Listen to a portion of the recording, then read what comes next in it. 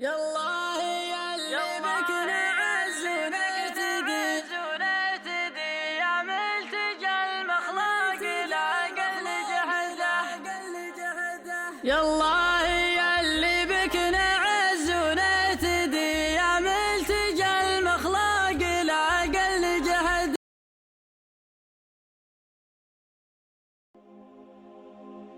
هاضني بدع الجزيلات في الملح السناد، أخص لا من جات في ضف من يحربها، جبتها ورهيت فيها مع البنا القناد، لين راس القوم تقدح بعد ترتيبها.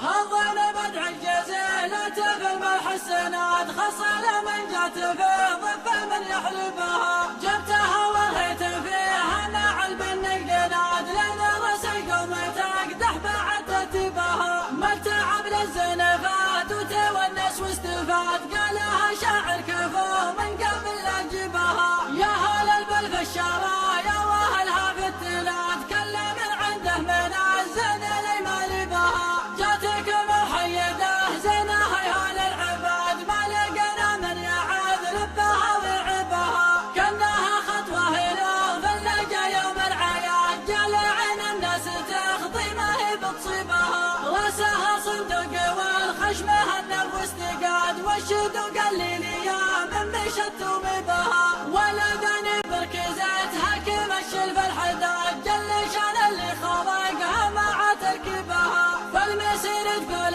كانها تخيل الجراد، او تسمى في مزون الخيال وغيبها. والوصف البقيه وفيه فيها وكاد، من يشاهدها يرحب وهو يذنبها. جابها اللي ما يعرف الرخاوه والهجاد، جابها بالرعي منهمه وصبها. قال يسلم راس من هو بذلك الاجتهاد، لين جاب اللي كثير العرب تحكي بها. يا سعد بن حمد يا الكريم بن الجواد، انت بن شبنان سمعتك بينطبها. لو بيتك لقاناها الملقى والطراد، ما تحسب الموت شبناها ما شبها.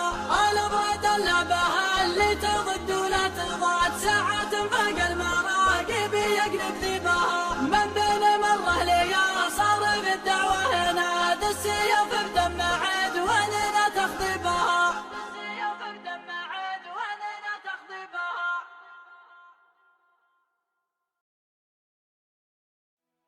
يا